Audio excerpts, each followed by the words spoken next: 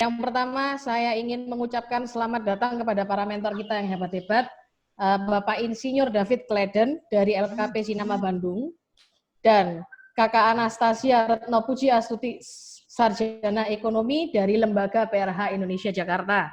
Selamat datang kepada Ibu Teresia Martono, founder Yayasan Marji, beserta dengan tim guru-guru Marji. Selamat datang juga untuk Ketua Pengurus Daerah Soina, Ibu Farida Martarina beserta tim Soina Jawa Timur dan Youth Club Surabaya. Ibu Francisca Sugi, founder Montessori School dari Kupang NTT, dan salah satu peserta kita yang terjauh yaitu dari Hong Kong dengan Ibu Natalia. Selamat datang kepada para jajaran BK3S, sama Ibu Kusmiasih. Selamat datang Ibu. Dan yang tak ketinggalan juga selamat datang kepada Bapak Ketua Yayasan Cipta Mulia Surabaya, Bapak Teddy Sugiarto, Sarjana Ekonomi.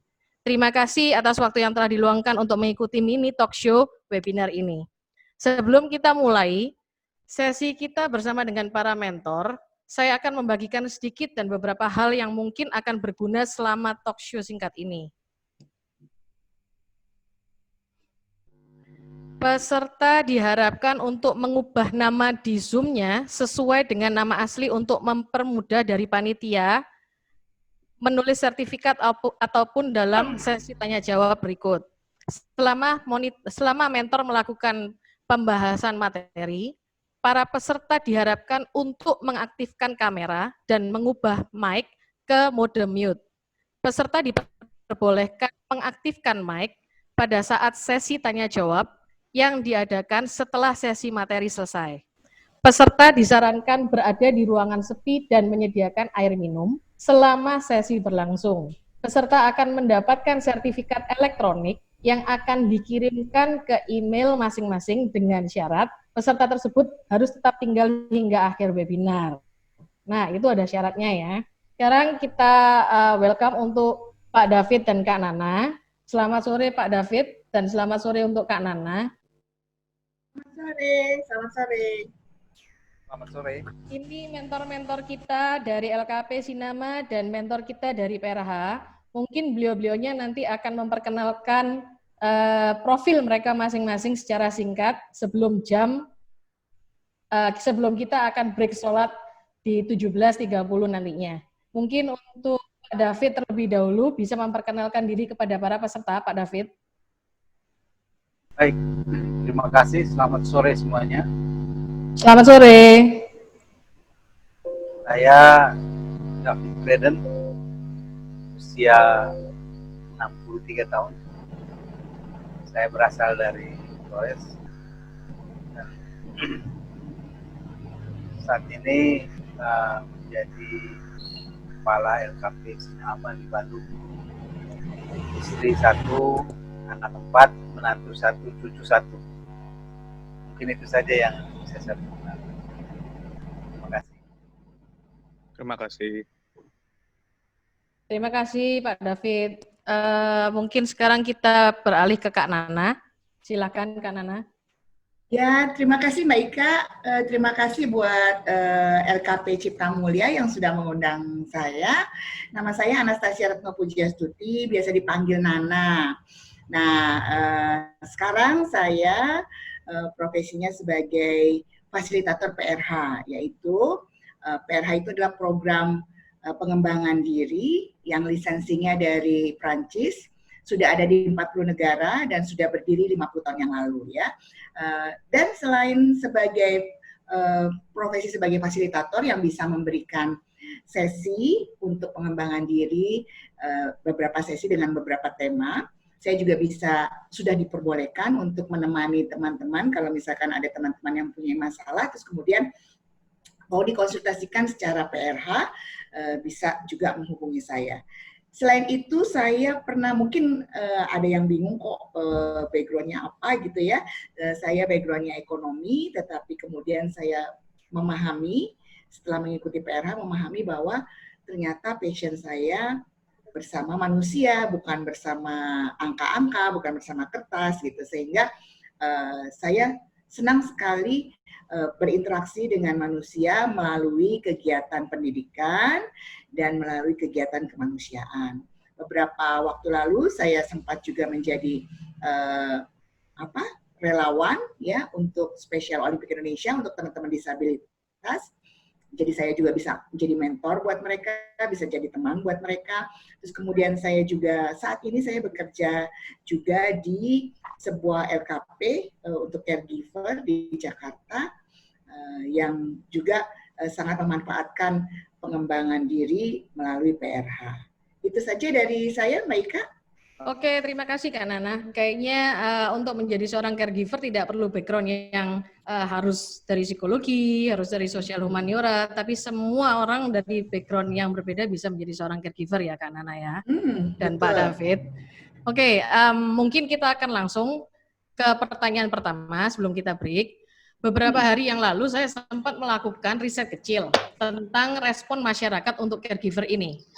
Nah, dari 10 orang yang saya tanya, ternyata ada 3 orang merasa pelatihan caregiver ini tidak berguna. 4 orang merasa sangat berguna untuk hari tua orang tua mereka sendiri.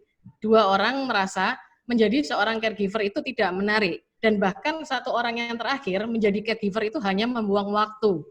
Nah, mungkin dari Kak Nana sama Pak David nih bisa memberi pencerahan kepada kita nih. Mengapa sih Pak David sama Kak Nana tertarik untuk menjadi seorang caregiver? Mungkin dibantu Pak David dulu bisa menjelaskan historisnya Pak David, pengalaman Pak David menjadi seorang caregiver itu seperti apa. Silakan Pak David. Terima kasih. Pertanyaannya mengapa saya tertarik dengan caregiver? Memang awalnya saya tidak tertarik dengan caregiver. Karena saya, latar belakang saya adalah teknik mesin dan saya bekerja selama 20 tahun di suatu industri pesawat terbang di Bandung ya, dengan posisi sebagai instruktur quality control. Kemudian berawal pada tahun 2017 yang pada saat itu saya berusia 60 tahun dan saya memutuskan untuk meninggalkan profesi teknik yang selama ini saya geluti. Saya mau membuka sebuah LKP di Bandung. Saat itu untuk menentukan program keterampilan apa yang saya pilih, saya sedikit bingung ya. Dan saya bertemu dengan seorang teman dari Pusat Pengembangan PAUD IKMAS ya, Pendidikan Masyarakat Jawa Barat. Maaf Pak David, saya potong sebentar. Mungkin mic-nya bisa didekatin sedikit ke atas. Oke. Mana cukup jelas? Oke, terima kasih Pak. Oke, jadi saya ulang lagi, saat itu saya bertemu dengan seorang teman dari Pusat Pengembangan PAUD Pendidikan Masyarakat Jawa Barat yang kebetulan mau mengembangkan program pembelajaran online di IKMAS Jawa Barat. Dan moderator tolong di sharing presentasi saya yang halaman 4. Ya. Dalam diskusi itu dia mengatakan bahwa profesi caregiver atau pekarya kesehatan ini belum terkenal di masyarakat. Sedangkan menurut data yang dia dapat dari PJTKI tahun 2017, profesi ini menempati urutan kedua setelah asisten rumah tangga yang diminati negara-negara seperti Jepang, Korea, dan Kanada, dan beberapa negara-negara maju yang lain. Kemudian saya mencoba browsing tentang caregiver ini. Ternyata hampir semua kota besar di Indonesia banyak menawarkan jasa caregiver yang bekerja di home care atau menjaga orang sakit di rumah sakit. Kemudian saya juga tahu bahwa kenapa populasi lansia di Indonesia bertambah banyak. Hal ini disebabkan oleh kenaikan usia harapan hidup orang Indonesia yang tadinya 60 tahun menjadi 70 tahun. Ya, itu berdasarkan riset-riset dari beberapa lembaga.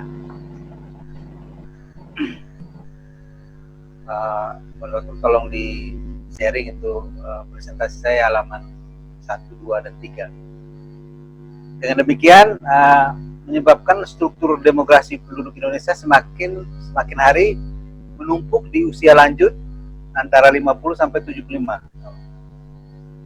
Dan hal ini akan menimbulkan suatu masalah di masyarakat dan sudah menjadi kebutuhan yang esensial terutama di kota besar. Karena apa? Pertanyaannya, siapa yang akan merawat lansia ini, karena berdasarkan data dari Badan Pusat Statistik ya, BPS, bahwa Indonesia ini sudah termasuk ke negara dengan aging population ya, negara yang dengan penduduk tua. Ya, karena penduduk kita itu sudah sekitar hampir 13%, karena standarnya itu berapa persen ya? 7%. Nah, pertanyaannya siapa yang mau merawat? Berdasarkan data itu bahwa sekitar 35% dari lansia itu tinggal bersama keluarga inti. Kemudian sekitar 26% tinggal bersama tinggal dengan keluarganya, artinya suami dan istri saja. Nah, ini masalah siapa yang akan merawat mereka. Kemudian masalah yang kedua itu, kalau mereka tidak bisa tinggal di rumah sendiri atau di rumah keluarga, mereka akan tinggal di mana? Nah, saya akhirnya mengambil pertanyaan yang pertama ya, sebagai satu solusi saya coba memecahkan pertanyaan ini, yaitu siapa yang merawat mereka. Untuk itu saya membuka suatu LKP yang namanya LKP Sinama dengan program pendidikan itu. Nah, itu cerita bagaimana saya berminat kepada caregiver. Terima kasih, itu mungkin yang dapat saya sampaikan. Oke, terima kasih. Karena waktunya kurang 2 menit untuk sholat, saya tawarkan kepada peserta apakah mau di break atau mau mendengarkan perkenalan Kak Nana terlebih dahulu. Mungkin Bu Rina bisa memberikan ini masukan, apakah kita break dulu untuk sholat ataukah kita lanjutkan ke Kak Nana dulu, Bu Rina? Lanjutkan Kak Nana. Lanjutkan Kak Nana, oke. Kak Nana silakan. Oke, terima kasih. Teman-teman, singkat saja, saya tertarik sama caregiver. Tadi saya udah cerita ya bahwa saya tadinya background-nya keuangan, terus kemudian menemukan diri saya bahwa saya sekarang sangat concern dengan pendidikan dan kemanusiaan. Dan tertarik banget sama caregiver karena care dan giver. Care itu kan perhatian ya, giver itu memberi. Dan itu kayaknya itu saya banget gitu. Saya pengen banget jadi orang yang bisa memperhatikan dan memberi kepada orang lain bantuan yang saya bisa. Dan kalau caregiver tapi harus bisa nih kesehatan, karena kan yang dirawat adalah orang-orang lansia atau orang sakit, atau bisa juga teman-teman disabilitas yang memang perlu bantuan kita. Jadi saya tertarik banget karena caregiver adalah passion saya, adalah jiwa saya, yang ada kemanusiaannya dan ada pendidikannya. Apalagi ini di LKP Cipta Mulia yang benar-benar institusi yang humanis, yang memperhatikan profesi tetapi juga memperhatikan bagaimana pertumbuh kembangan orang yang berpendidikan di sana, orang yang mencari pendidikan di sana. Nah, saya sangat salut dengan profesi caregiver karena sungguh memerlukan kekuatan diri nih, kekuatannya dalam menjalankan profesinya. Profesinya itu yang sangat concern sama dunia kesehatan, tapi juga sangat concern sama dunia kemanusiaan. Jadi saya tertarik caregiver karena saya berharap bisa membantu para calon caregiver yang nanti berpendidikan di Cipta Mulia LKP untuk menjadi dirinya sendiri dan menjadi otentik, menjadi asli untuk memberikan perhatian kesehatan untuk pasien-pasiennya secara profesional. Mari kita jadi caregiver yuk. Terima kasih Mbak Ika.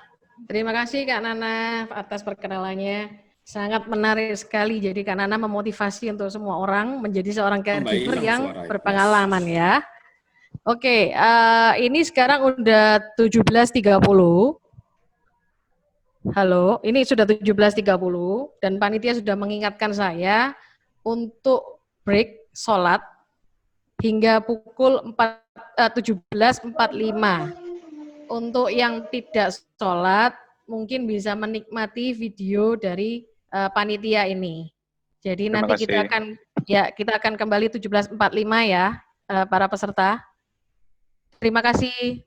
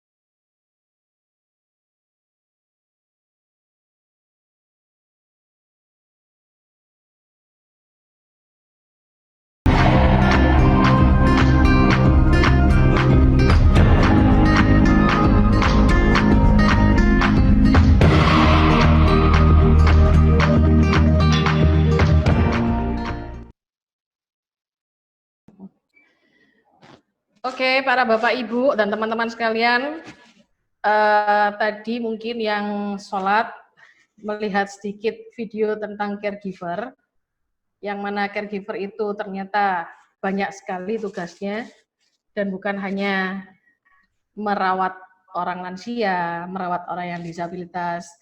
Mungkin untuk lebih jelasnya, kita langsung memasuki pertanyaan kedua untuk Pak David. Pak David Kleden, apakah Bapak siap?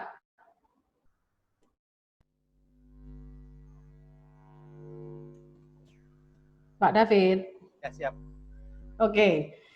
Pak, tadi dari background-nya Bapak yang 20 tahun di mesin, juga Kak Nana yang juga background-nya di finance, FBD. Saya sih, atau kita semua sih pengen tahu Pak, sebenarnya yang dimaksud dengan caregiver ini siapa sih Pak? Karena kan background-nya bermacam-macam tuh. Mungkin Pak David bisa sedikit menjelaskan ke kami siapa caregiver ini. Baik, terima kasih. Tolong di share yang presentasi halaman 5 saya.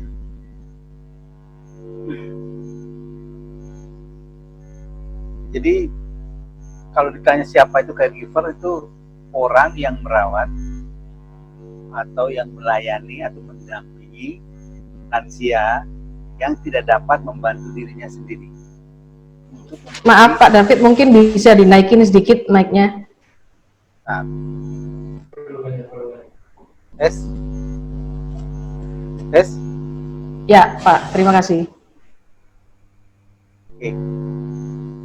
Jadi kalau ditanya siapa sebenarnya caregiver, itu adalah orang yang membantu, menolong para lansia yang tidak dapat menolong dirinya sendiri dalam memenuhi kebutuhan dasar hidupnya. Seperti kita tahu bahwa ada kebutuhan dasar hidup itu ada fisiologi, kemudian yang urutan keduanya biopsikososialnya. Nah, di sini saya tegaskan orangnya. Orang ini berarti profesi ini memang tidak bisa diganti dengan robot, meskipun nanti kita masuki era 4.0 atau yang sekarang 4.0 atau memasuki 5.0, karena ada taksinya, ada sentuhan dalam melayani, ada sentuhan kemanusiaan dalam melayani. Jika profesi ini memang tidak dapat diganti oleh robot. Kemudian peran atau caregiver ini itu membantu lansia yang tidak dapat menolong dirinya sendiri. Contohnya, misalnya dia tidak bisa makan sendiri, berarti ini caregiver ini akan membantu dia untuk misalnya menyuap dia, atau kalau dia dalam keadaan koma atau tidak bisa makan lewat mulut, dia bisa memberikan makanan lewat sonde, ya, atau selang yang dimasukkan ke dalam lambungnya. Kemudian contoh yang lain, misalnya dia tidak dapat mandi, ya, maka caregiver membantu dia untuk mandi, ya, di tempat tidur, tentu sekali dengan teknik dan cara yang nanti kita ajarkan. Ya. Tapi dia kalau bisa mandi sendiri, caregiver cukup mendampingi dia, entah itu berada di dalam kamar mandi atau di luar kamar mandi untuk mengawasi apa, jangan sampai lansianya jatuh dan sebagainya. Jadi fungsinya ini dia menolong orang sakit atau orang lansia yang tidak bisa menolong dirinya sendiri untuk memenuhi kebutuhan dasar hidupnya. Itu siapa itu caregiver, atau fungsi dan perannya seorang caregiver. Itu yang bisa saya sampaikan. Oke Pak David, terima kasih banyak untuk penjelasannya tentang sebenarnya caregiver ini siapa. Jadi mungkin Pak David bisa menegaskan kembali atau menggarisbawahi bahwa caregiver ini bukan sebagai seperti pembantu rumah tangga ya Pak David?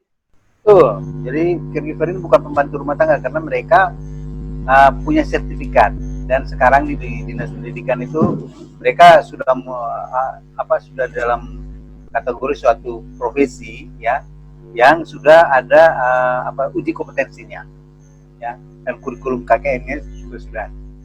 Itu yang bisa. Oke, nah untuk uji kompetensi dan kurikulum yang tadi Pak David sempat sebutkan, untuk prospek caregiver sendiri ini sebenarnya di Indonesia seperti apa Pak David? Apakah prospek ini nantinya besar sekali dalam arti kata prospek untuk dilihat dari sisi ekonomi ya Pak David ya, untuk pendapatan, untuk pekerjaan, apakah kira-kira caregiver ini bisa menjadi prospek yang bagus untuk kedepannya? Jawaban saya ya. Jadi profesi ini cukup menjanjikan ya, karena dari kita lihat tadi dari presentasi saya yang pertanyaan pertama tadi, bahwa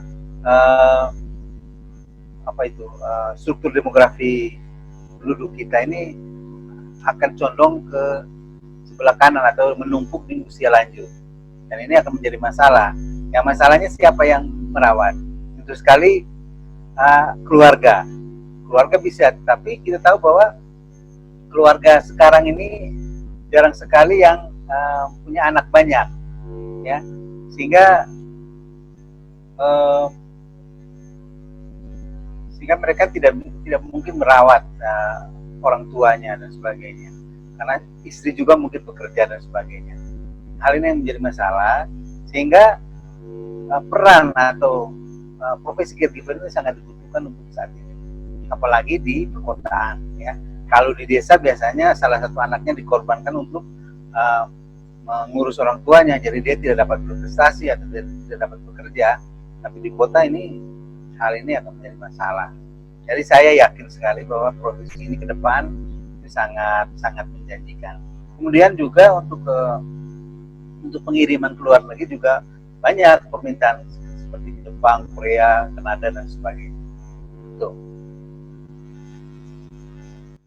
Nah, ini menarik nih, Pak David. Pak David sempat menyebutkan kalau nantinya ada pengiriman ke luar negeri, Jepang dan Korea nih, Pak. Ya, mungkin ada sedikit bocoran nih. Pelatihan nantinya bersama dengan LKP Cipta Mulia Surabaya itu kira-kira seperti apa ya, Pak David? Apakah mungkin hanya keterampilan aja kah, atau ada teorinya kah, atau hanya uji kompetensi kah? Yang mungkin bisa Pak David sedikit aja diceritain, bocoran Pak, bocoran. Oke, untuk pelatihan caregiver ini kita karena dalam menurut kurikulumnya itu 70-30, jadi 30 teori, 70 praktik. Jadi menekankan pada keterampilan ya, karena ini profesi yang memerlukan keterampilan, ya. Gitu. Jadi dia juga kita juga akan memberikan PKL atau praktik kerja lapangan, supaya mereka betul-betul merasakan bagaimana merawat orang sesungguhnya. Karena pada saat pembelajaran itu kan hanya bersentuhan dengan boneka, atau dia bisa menolong temannya yang saat itu mungkin dijadikan contoh praktek, tapi itu tidak menyentuh. Tapi pada saat mereka PKL pasti mereka akan tersentuh karena mereka langsung berhadapan dengan lansia yang ada di Panti Ureda. Itu yang bisa saya sampaikan. Oke, Pak David, mungkin sedikit lagi nih Pak, sebelum saya beralih ke Kak Nana nih untuk yang pelatihan mentalnya nih. Untuk mengikuti pelatihan ini, itu disarankan untuk umur, kira-kira umurnya berapa ya? Apakah anak milenial sekarang udah bisa ikut, ataukah usia 14 tahun juga harus bisa ikut, atau seperti apa Pak? Kalau masalah umur itu dia bisa menurut dari aturan P dan K itu sekitar 15 sampai dengan 30. Tetapi biasanya di Indonesia ini yang merawat orang tua biasanya orang yang parubaya. Ya.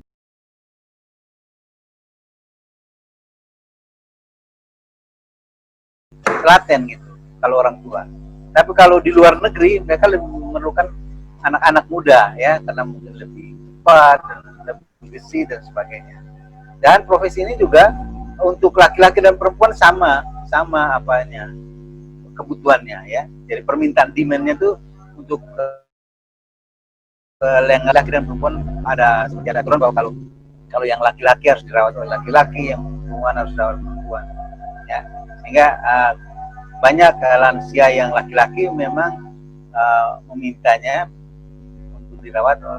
dirawat oleh caregiver laki-laki. Itu Pak. Ya Pak David, terima kasih Pak David untuk penjelasannya tentang pelatihan. Mungkin nanti kalau untuk peserta jika peserta ingin mengikuti pelatihan yang Pak David sharingkan sedikit, mungkin bisa menghubungin lebih lanjut ke nomor 081 772388889 untuk informasi lebih lanjut tentang pelatihan. Nah, jika tadi kita udah mendengarkan tentang keterampilan dari Pak David, tentang keterampilan menjadi seorang caregiver, nah sekarang kita akan mendengarkan dari sisi psikologisnya. Apakah caregiver ini butuh pendamping mental? Apakah caregiver sendiri butuh sisi psikologis untuk menguatkan seorang caregiver itu sendiri? Kita dengarkan dari Kak Nana. Saya akan beralih ke Kak Nana. Kak Nana, apakah caregiver ini membutuhkan sosok karakter tertentu, Kak Nana? Mungkin seperti misalkan anak atau seorang yang harus lulusan seperti ini, lulusan psikologi, lulusan ini, ataukah ada hal-hal tertentu yang harus diperhatikan untuk melatih mental seorang caregiver, Kak Nana? Silakan Kak Nana. Ya, terima kasih Mbak Ika. Mbak Ika, sebelum saya jawab, nanti kalau misalkan saya mau share atau saya sampaikan aja untuk tolong di-share atau saya share? Baik, share. Nanti kalau Kak Nana mau share, boleh silakan. Bisa, ya? Kalau Kak Nana mau sampaikan ke saya juga boleh. Oke. Berarti saya aja nanti langsung share supaya lebih enak ya. Oke. Terima kasih atas pertanyaannya, Mbak Ika. Jadi tadi Pak David sudah menyampaikan tentang hard skill ya untuk caregiver, karena ini profesi nih, nggak main-main, bukan pembantu rumah tangga. Profesi, jadi emang benar-benar harus dipelajari ya, ilmunya, pengetahuannya, skillnya, itu harus ada hard skillnya. Lalu kemudian orang kerja di mana-mana itu sebenarnya separuh hard skill, separuh soft skill. Dan kalau mengenai soft skill, apalagi ini caregiver yang servisnya itu kepada orang, kepada manusia ya. Manusia kan nggak kaku ya, nggak kayak benda gitu ya. Manusia sangat luas, penuh keunikan gitu. Jadi bahwa seorang caregiver, semua manusia walaupun punya sense untuk care dan punya sense untuk give, tetapi tetap untuk seorang caregiver memerlukan sosok tertentu yang berkenaan dengan profesionalismenya, yaitu etos kerjanya. Baik, saya mau coba share materinya. Sebentar saja, oke. Sudah bisa kelihatan ya teman-teman ya? Ya, nah kenapa sih caregiver itu kok kayaknya perlu banget sosok tertentu gitu ya? Kenapa kok perlu caregiver juga manusia gitu ya? Kayak lagu ya, caregiver juga manusia gitu, perlu pendampingan mental juga. untuk menyembuhkan atau untuk menemani orang sakit, untuk menemani disabilitas, untuk menemani lansia, tentu kita juga perlu mental yang prima. Karena apa? Karena bekerja di bidang pelayanan kesehatan memerlukan ekstra kesabaran. Jadi paling tidak sosoknya perlu sabar juga nih. Terus kemudian bekerja di bidang kesehatan itu perlu penuh kehati-hatian ya. Obatnya jangan sampai lupa, nanti omanya harusnya udah belajar jalan, disuruh tidur terus gitu ya. Tetap harus ada kehati-hatian. Atau justru harus tidur terus malah diajak jalan-jalan gitu, harus hati-hati. Jadi karena menyangkut jiwa manusia nih, sehingga semua harus melalui prosedur. Dan yang prosedur-prosedur itu kadang membuat kita manusia biasa juga stres gitu ya. Maka kita perlu pendampingan mental si caregiver-nya ini gitu ya, supaya prima nih kesehatannya. Seperti video tadi juga dia harus prima kesehatannya. Kemudian caregiver bekerja dengan orang lain, bukan dengan benda mati. Tadi saya garis bawahi, apalagi dengan budaya yang berbeda. Mungkin saya orang Jawa terus kemudian menemani oma yang mungkin omanya orang London misalnya ya, orang Inggris. Beda banget budayanya. Maka kita harus perlu jadi caregiver yang kokoh, jati dirinya itu kokoh supaya tidak goyah, terbawa tekanan dari orang lain atau budaya orang lain. Jadi ini soft skill yang penting adalah care dan giver, betul. Tetapi harus dengan totalitas yang sepenuh hati. Karena diambil dari keberadaan diri yang terbaik. Karena profesi ini bersentuhan dengan manusia. Jadi hard skill tentunya diperlukan, selain hard skill diperlukan juga sikap-sikap yang beretos kerja. Etos kerjanya apa sih? Ini etos kerjanya. Ada empati, udah pasti. Jangan sampai omanya udah ngantuk, tetap aja diajak ngobrol misalnya. Atau sebaliknya, omanya masih sehat, terus karena kita capek, terus kita nggak ngajak ngobrol, kita marahin gitu ya. Terus kita mesti jujur juga, jangan sampai obatnya belum dikasih minum, terus kita bilang udah dikasih minum. Toleransi, bagaimana oma sama opa perlu toleransi. Dan disiplin, jangan lupa ya. Jangan sampai kita sendiri sebagai caregiver bangunnya kesiangan. Kerja keras apalagi penting, etos kerjanya, apalagi yang di luar negeri ya, untuk yang ke luar negeri. Musik kreatif juga. Tadi di video tadi dia menghibur omanya dengan gaya-gaya badut-badutan supaya omanya ketawa gitu ya. Mandiri ya, jangan sampai malah jadi belatungnya di tempat di sana gitu ya, jadi pakunya di sana gitu ya. Semangat supaya semangatnya nyampe ke orang yang sakit juga yang kita temenin. Profesional udah pasti, karena harus ada hard skill-nya tadi yang Pak David bilang ada kurikulumnya, 320 jam, dan menurut saya Cipta Mulia sudah siap dengan kurikulum itu. Kemudian harus konstruktif, jangan sampai dia bikin omanya ngedrop, gitu ya, apalagi yang mendampingi disabilitas, mendampingi disabilitas itu harus gembira terus nih, harus konstruktif, menghargai kebisaan pasiennya, hargai mereka sebagai sahabat, sebagai orang tua, ya. Terus ada persahabatan juga yang semakin dekat semakin bagus, dekat maksudnya dekat di hati ya. Kemudian memberikan kenyamanan, komunikasi, jangan lupa jangan pendiam aja. Oma opa perlu diajak ngobrol karena mereka anak-anaknya mungkin sudah di luar negeri, nggak ada diajak ngobrol. Kita yang ajak ngobrol. Dan kita menaruh kepercayaan, bisa dipercaya juga. Dan cinta damai udah pasti, jangan sampai marah-marah di depan oma opa.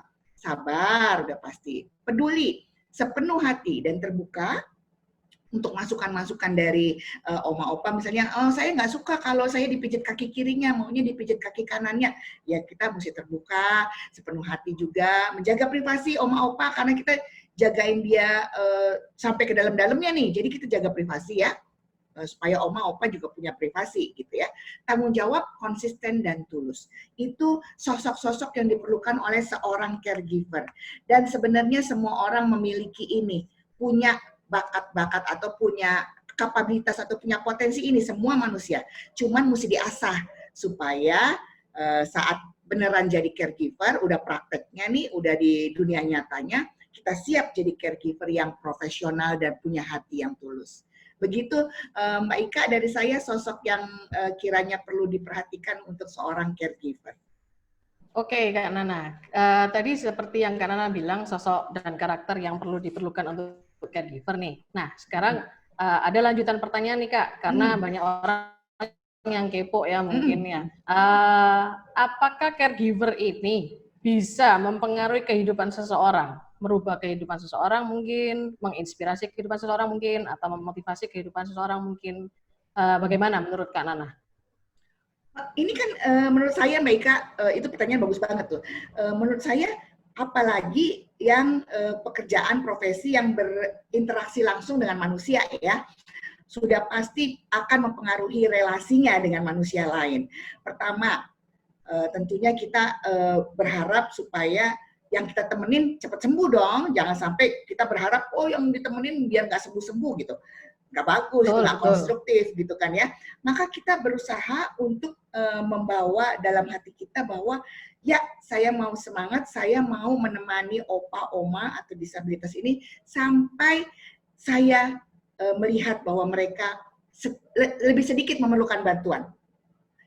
Mungkin nggak bisa seluruhnya bantuannya dilepas ya, tetapi maksudnya bagaimana semangat kita, bagaimana ketulusan kita bisa mempengaruhi orang yang kita temani, sehingga orang yang kita temani punya semangat hidup. Mungkin nggak secara seluruhnya sembuh ya, mungkin nggak secara seluruhnya sembuh gitu. Apalagi kalau udah komplikasi kan, penyakitnya udah komplikasi. Yang kita bisa berikan adalah dengan ketulusan hati, bahwa kita mau membantu orang yang kita temani ini, yang kita layani ini, dengan kesungguhan hati, tapi juga dengan profesional. Jadi penting bahwa kita mempunyai soft skill yang sangat murni, yang sangat sejati, ingin kesembuhan dari pasien kita, dan juga kita layani, kita bantu dengan profesional, dengan hard skill yang tadi Pak David sudah sampaikan. Mesti siap. Dan kita bisa mempengaruhinya nggak usah, aduh gimana ya caranya ya supaya Oma bisa ketawa. Ya kita harus memberikan diri kita dengan tulus, orang akan berasa kok. Kalau kita memberikannya dengan tulus, pelayanannya kita berikan dengan tulus, orang akan berasa bahwa ya saya mau semangat karena yang nemenin saya aja semangat gitu. Baik Kak. Oke Kak Nana. Nah tadi dari Pak David sendiri untuk yang hard skill, kita udah ada aspek positif profesionalisme. Dari Kak Nana sendiri tadi ada passion dan juga harus menjadi caregiver yang berkualitas. Nah dari background Kak Nana sendiri yang melatih di PRH nih, itu untuk ketiganya apakah bisa mempengaruhi sosok caregiver ini? Jadi inti poinnya adalah apakah PRH ini sangat penting untuk caregiver tersebut? Ya, saya izin untuk share lagi ya screen ya Mbak Ika ya. Siap Kak. Oke. Nah ini tadi kita udah lihat nih bagaimana etos kerjanya ya. Oke, sebentar. Oke. Nah fungsinya apa supaya kita bisa jadi caregiver yang siap secara hard skill dan soft skill. Nah, untuk menjawab tantangan etos kerja itu, maka Lembaga Cipta Mulia ini ternyata sudah siap nih. Sebagai lembaga yang humanis juga profesional dalam hal pendidikan, sudah siap untuk memberikan pendampingan buat si caregiver, karena bagaimanapun juga caregiver juga manusia gitu ya, yang perlu pendampingan mental supaya dia siap pada saat dia menemani oma opa disabilitas segala itu, dia siap di dunia kerja nyatanya gitu. Nah, apa yang bisa dilakukan PRH untuk pendampingan mental yang dimintakan oleh Cipta Mulia dengan sangat aware nih, Cipta Mulia nih mau ngasih hard skill sama soft skill-nya gitu ya. Nah, apa yang bisa diberikan oleh PRH? Membantu peserta didiknya nanti, teman-teman yang mau calon caregiver, untuk mengenali kekuatan diri, supaya kalau ada badai tofan tetap berdiri tegak, tetap solid, nggak stres. Kalaupun stres bisa berdiri tetap tegak jadi dirinya sendiri. Terus membekali peserta didik nanti, calon caregiver, untuk siap mental bekerja. Terus juga membantu peserta didik untuk mengembangkan pribadinya supaya seimbang antara pikiran, hati, tubuhnya, semuanya terintegrasi sehingga dia siap untuk menemani lansia, orang sakit, dan disabilitas. Nah, caranya gimana? Pendampingan mental di PRH ini akan ngajarin nih nanti nih, meng-guide menjadi diri sendiri di hadapan orang lain yang mungkin berbeda budayanya, memberikan diri dengan sangat tulus, dengan ketulusan, dan kemudian diajarin juga gimana cara memanage stresnya. supaya dia tetap bertumbuh kembang jadi orang yang nggak jadi orang lain tapi jadi dirinya sendiri. Jadi PRH ini sangat berpengaruh ya untuk caregiver, apalagi Cipta Mulia sudah menyediakan slot waktu untuk ada soft skill dari PRH ini ya. Jadi supaya seimbang, orang punya kebebasan juga kan, karena tadi kan Pak David bilang caregiver yang perlu tenaganya yang kuat gitu kan ya. Nah, jadi anak-anak muda, padahal anak muda zaman sekarang kan lagi pengen bebas-bebasnya, nggak mau masa disuruh ini, disuruh ini, disuruh ini, disuruh ini gitu ya. Kalau misalnya orang nggak berpikiran, oh ya saya mau menjadi mengambil caregiver ini sebagai profesi saya gitu ya. Jadi makanya diminta lewat PRH, Cipta Mulia meminta PRH untuk menguatkan calon caregiver ini untuk jadi dirinya sendiri sehingga bisa melayani secara profesional dan kuat mental, dan jangan sampai kemudian menjadi stres, malah kabur lagi. Nah, itu pasti nggak akan ada tuh di LKP Cipta Mulia Surabaya karena sudah menyediakan slot waktu untuk pengembangan diri lewat pendampingan mental di PRH. Demikian Mbak Ika. Terima kasih Kak Nana. Wow, penjelasan yang luar biasa ya Kak Nana dan Pak David. Nah, menuju ke penghujung waktu nih, peserta dan pemirsa, mungkin kita bisa mendengarkan Pak David dan Kak Nana memberikan sepatah dua patah kata untuk calon-calon caregiver kita, Kak Nana. Mungkin dimulai dari Pak David dulu. Silakan Pak David. Baik. Jadi seperti yang saya katakan tadi bahwa profesi ini memang sangat menjanjikan ya. Apalagi untuk yang milenial, itu mereka bisa memilih untuk bekerja di luar negeri itu lebih baik ya, karena gajinya di luar negeri cukup tinggi ya. Kemudian bisa mendaftar lewat sending organization yang ada. Kalau di Bandung saya sudah bekerja sama dengan beberapa sending organization yang siap menampung atau mengirimkan tenaga caregiver ini ke luar negeri. Kemudian untuk dalam negeri juga banyak permintaan tuh, banyak sekali. Tapi yang pasti gini, kalau Anda menjadi seorang caregiver itu Anda bukan hanya bekerja untuk mencari uang, tapi Anda melayani ya. Dan seperti yang dikatakan oleh Mbak Nana tadi bahwa ini pekerjaan yang cukup mulia ya. Anda melayani orang yang dalam keadaan sakit dan yang tidak berdaya, Anda membantu mereka. Jadi itu merupakan tabungan Anda untuk di akhirat gitu ya. Jadi memang ada dua keuntungan Anda bekerja sebagai seorang caregiver. Ya, kemudian biasanya profesi ini juga suka ditekuni oleh orang-orang yang parubaya ya, karena ya seperti yang saya katakan tadi bahwa orang-orang yang berusia parubaya itu biasanya lebih telaten dalam melakukan perawatan terhadap orang-orang tua gitu. Dan nggak usah khawatir, ini biasanya ya menurut pengalaman kami, awalnya anak-anak muda mereka awal-awalnya memang tidak terlalu suka, tapi setelah melakukan pekerjaan ini mereka jatuh cinta juga dengan caregiver ya. Dan pekerjaan ini sangat manusiawi ya, sangat manusiawi. Dan kalaupun Anda tidak bekerja, tidak di ilmu ini atau keterampilan caregiver ini Anda tidak lakukan untuk bekerja mencari penghasilan, Anda bisa melakukan untuk keluarga Anda sendiri ya.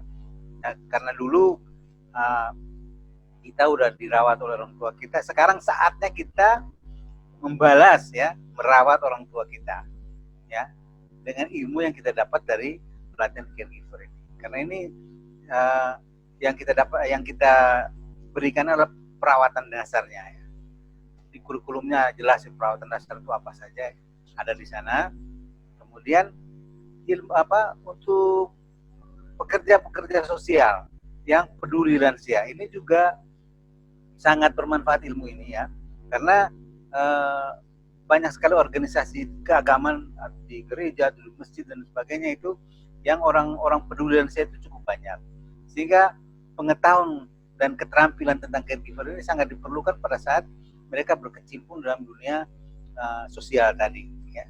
Jadi prospek atau profesi dari caregiver ini menurut saya sangat menjanjikan, baik untuk di dalam negeri maupun di luar negeri. Apalagi di dalam negeri ini kota besar, kita di Bandung punya pengalaman yang sudah cukup lama menangani home care ya, dan hampir setiap hari memang ada permintaan untuk perawatan di rumah maupun di rumah sakit ya, karena di rumah sakit juga sangat terbatas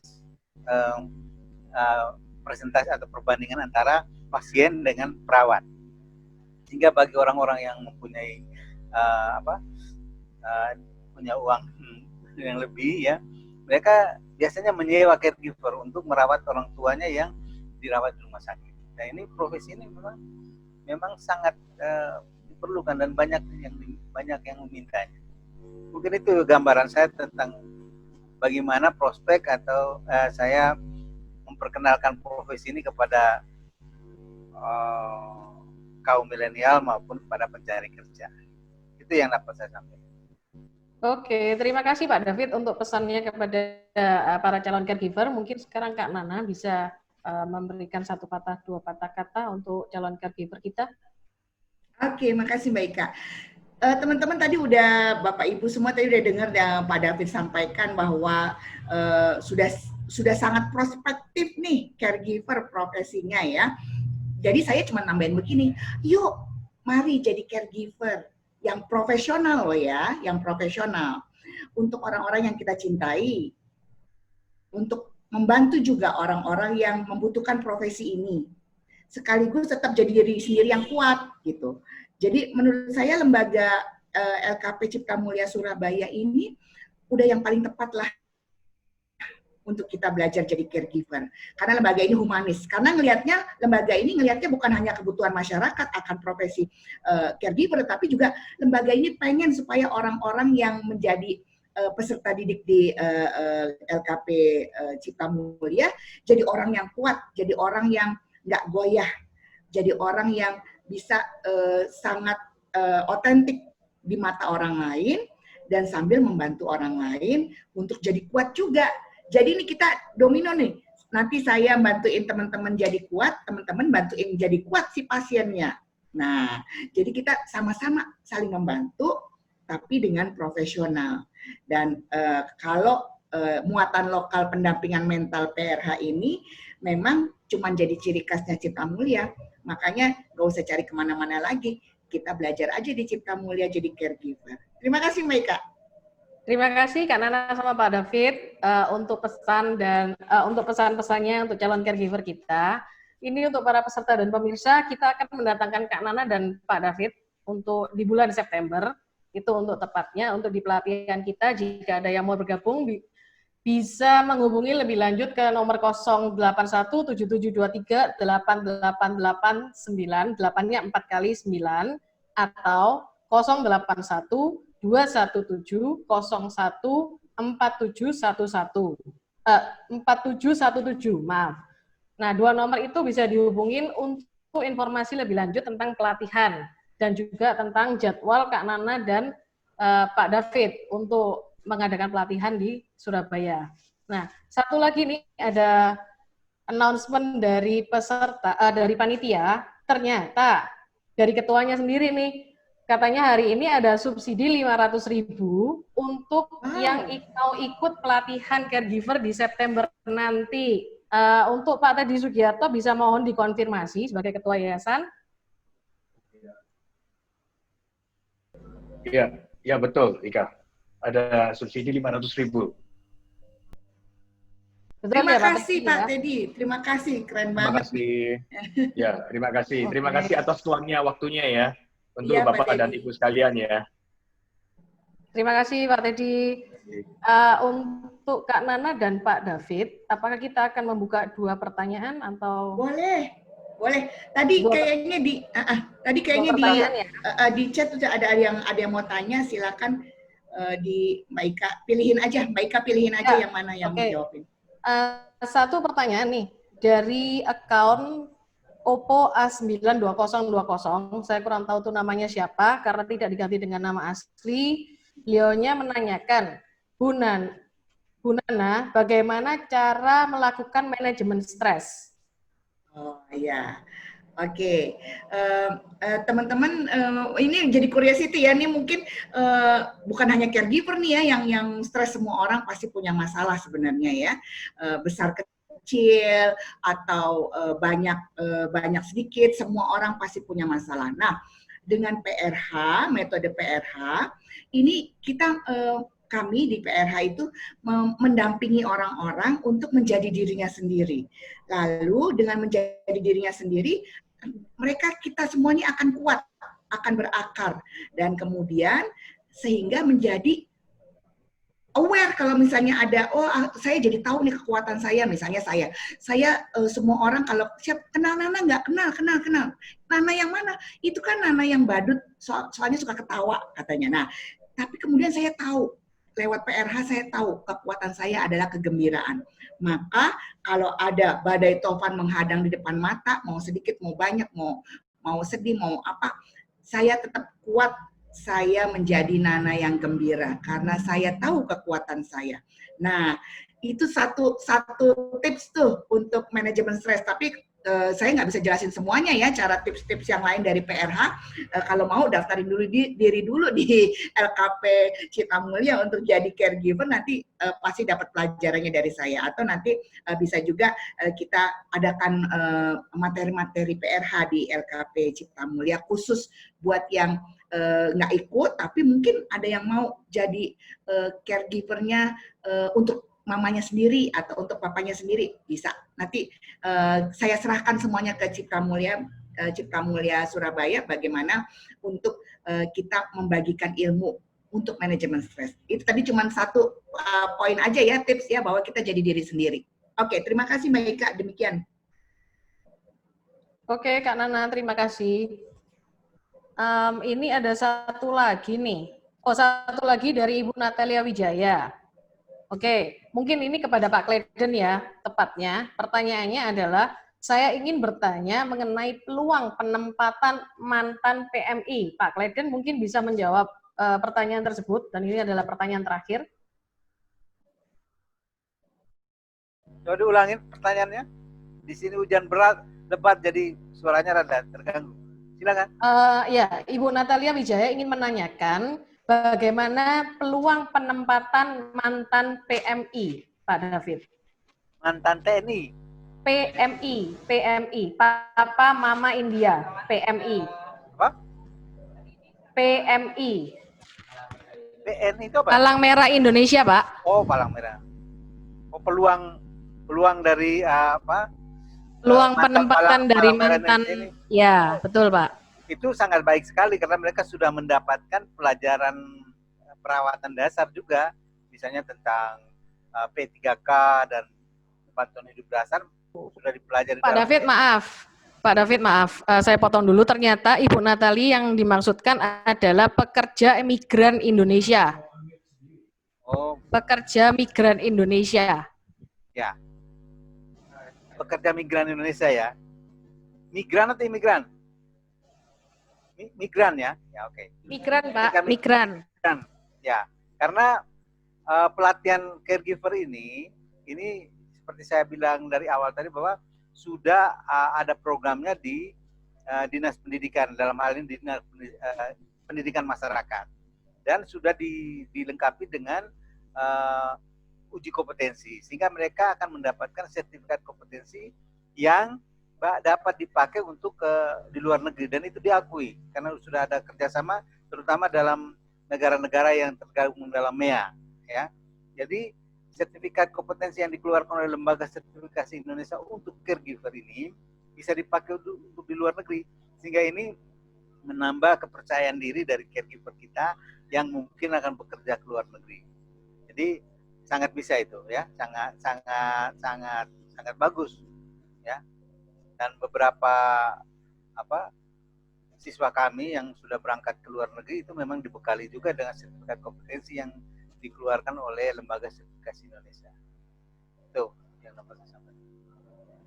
Oke, Pak David dan Kak Nana, terima kasih. Karena waktu sudah menunjukkan pukul 18.25, mungkin kita akan mengadakan sesi foto sebentar untuk para peserta dan pemirsa, sebelum nanti mungkin internetnya naik turun juga.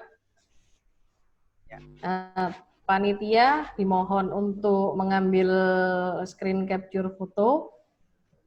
Nanti udah.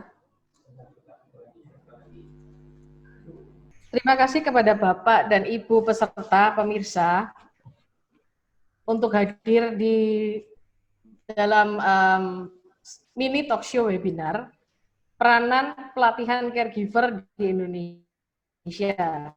Kami berharap untuk peserta dan pemirsa sore ini bisa mendapatkan apa yang selalu ingin ditanyakan dan mendapatkan wawasan yang baru tentang caregiver. Untuk menyimpulkan semua yang telah dijawab oleh Pak David dan Kak Nana, saya mempunyai satu pesan juga dan satu kesimpulan dari semua yang tadi ditanyakan dan dijawab. Saya hanya ingin menyampaikan kepada para pemirsa dan peserta, ketika kita mempunyai waktu dan kesempatan untuk merubah hidup orang dengan merawat orang tersebut, jangan pernah kita melewatkan dan membuang kesempatan itu sebelum penyesalan datang. Jadi kalau misalkan tadi banyak yang disampaikan Kak Nana, Pak David, itu mungkin masih ada pertanyaan yang berikut tentang kesempatan, tentang merawat, tentang bagaimana menjadi seorang caregiver yang baik, mungkin bisa dilanjutkan dengan menghubungi nomor-nomor yang telah kami sebutkan tadi. Terima kasih atas waktunya, terima kasih atas mendengarnya tentang caregiver ini, tentang PRH, tentang profesionalisme. Semoga untuk kedepannya kita bisa bertemu lagi. Sampai jumpa semua. Terima kasih. Terima kasih kembali. Terima kasih semuanya. Terima kasih Bu Nana, terima kasih Pak David, dan terima kasih seluruh panitia. Ya. Selamat malam. Selamat malam, terima Selamat malam. kasih. Matur nuwun. Pun Ibu, Bapak. Terima kasih, selamat malam semuanya.